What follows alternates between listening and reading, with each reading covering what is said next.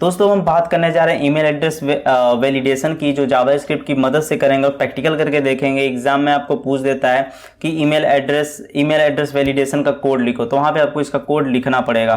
तो चलो इसके कॉन्सेप्ट को हम लोग शुरू करते हैं समझना। मैं आपको थ्योरी नहीं बताने वाला हूँ, प्रोग्राम करके दिखाऊंगा और मैं बहुत छोटा सा कोड आपको दूंगा, तो मज़ा आने वाला है। आपको पूरी प्रैक्टिकल बताऊंगा और आपको समझ में आ जाएगा कि हाँ एक्चुअल में से काम करता है। थ्योरी बता सकता था यार, बस कॉपी करो पेस्ट करके मैं कोड दिखा देता, लेकिन मैं ऐसा नहीं करूंगा। आपका मैं कॉन्सेप्ट क्लियर करूंगा, फिर चीज़ें आपको काफ़ी दिन तक याद रहेंगी और कोई आपसे क्रॉस क्वेश्चन पूछेगा तो आप आसानी से उसका आंसर दे पाओगे। चलो फटाफट चलते हैं वही VS कोड पर और समझने की कोशिश करते हैं। तो मैं आ गया हूँ VS कोड पर, और जैसा कि मैंने ये दो कोड आपको बता चुका हूँ, तो मैं इसे दोनों को क्लोज कर लेता हूँ। और इस फोल्डर को क्लोज करने के बाद यहाँ पर देखो हम लोग ईमेल वैलिडेशन करने वाले थे, इसमें अलग से एक फोल्डर बना लिया हूँ और इसके अंदर मैंने कोड लिखा है। ठीक है, एक आपकी HTML की फाइल है जिसमें email validation.html की फाइल है, एक आपकी CSS की फाइल है और तीसरी जो आपकी है .js की फाइल है। अब देखो मैंने बताया था ना कि एक्सटर्नल में हम एक .js की फाइल बनाते हैं और उसे हम अपने HTML के अंदर यूज कर सकते हैं बहुत ही आसानी से, ऐसे ही यूज होता है। अब यहाँ पे देखो हमने एक HTML बनाया जिसमें एक बेसिक सा स्ट्रक्चर बना लिया कि हमें क्या चीज़ें कहाँ पे दिखेंगी, और यहाँ पे देखो हमने CSS को लिंक किया है।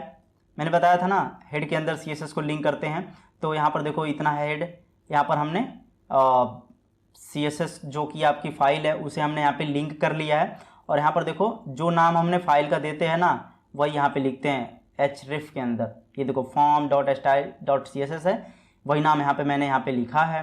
ठीक है, इसके बाद देखो एक हमने div लिया, ठीक, और क्लास, इसमें देखो ID क्लास का कॉन्सेप्ट होता है, तो क्लास में मैंने मेल दिया और h2 जो कि हेडिंग देना होता है, मैं यहाँ पे हेडिंग में मैंने दिया इंटर ईमेल टू वैलिडेट, हमें वैलिडेट करना है।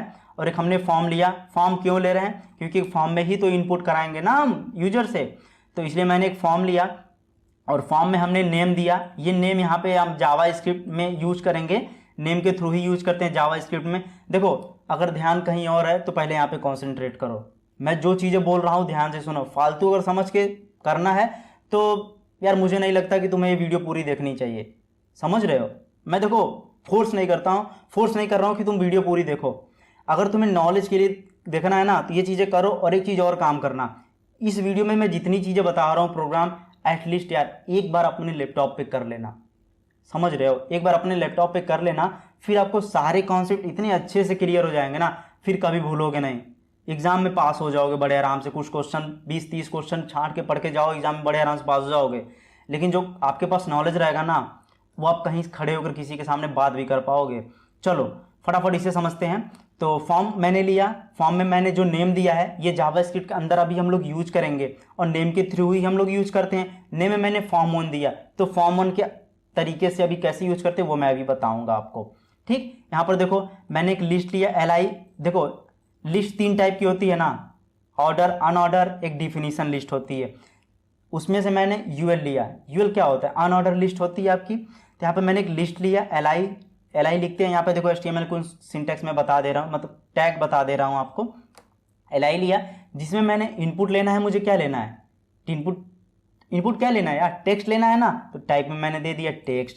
और देखो नेम मैंने दिया टेक्स्ट, यानी कि अगर इसको एक्सेस करना है हमें जावास्क्रिप्ट में, एक हम लोग नेम देते हैं और इसी की मदद से, नेम की मदद से ही हम नेम के अंदर जो वैल्यू पास करते हैं इसी की मदद से हम जावास्क्रिप्ट में उसे एक्सेस करते हैं।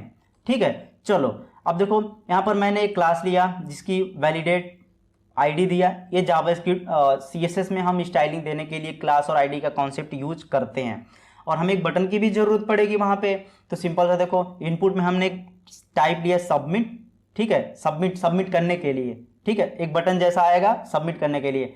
ठीक है, वहाँ पे देखो नेम वैलिडेट होगा और यहाँ पर देखो मैं करता हूँ वैल्यू वैलिडेट, और यहाँ पर देखो ऑन क्लिक में वैलिडेट ईमेल का है और इसमें लिखा हो document.form1.text1।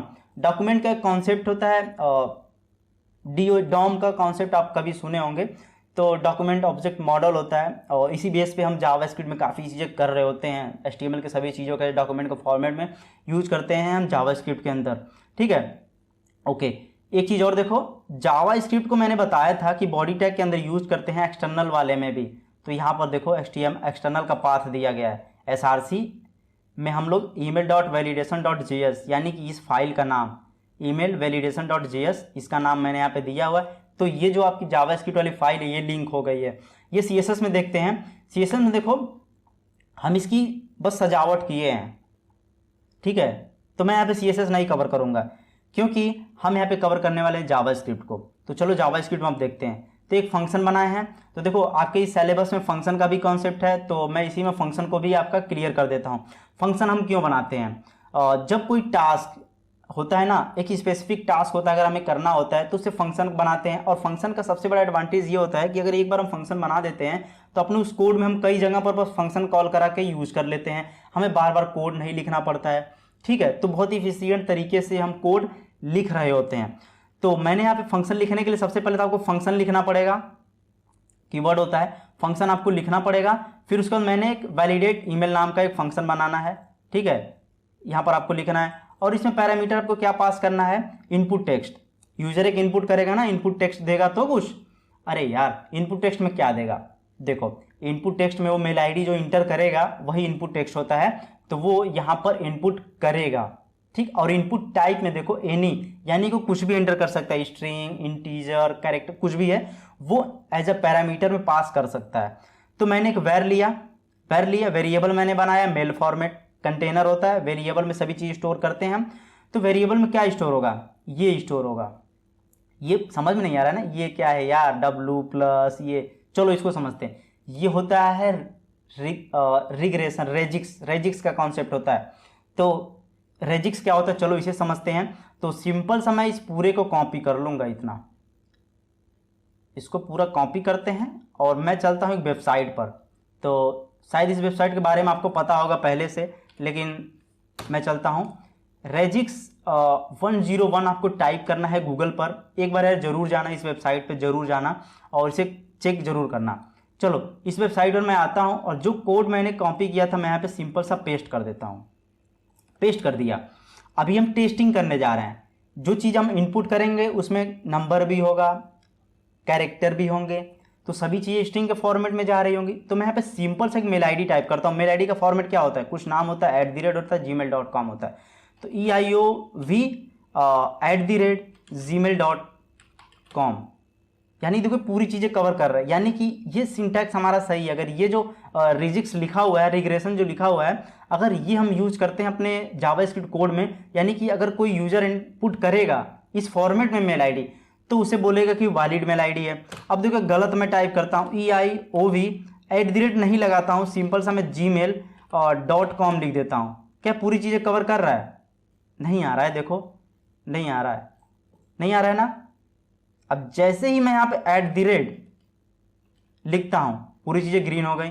इसके पहले मैं 1 2 3 4 भी लिखता हूँ तो कवर कर लेता है। चलो जीमेल के बाद मैं .com के बाद 3 4 5 लिखता हूँ, अब देखो यहाँ पे गायब हो गया, रेड आ गया।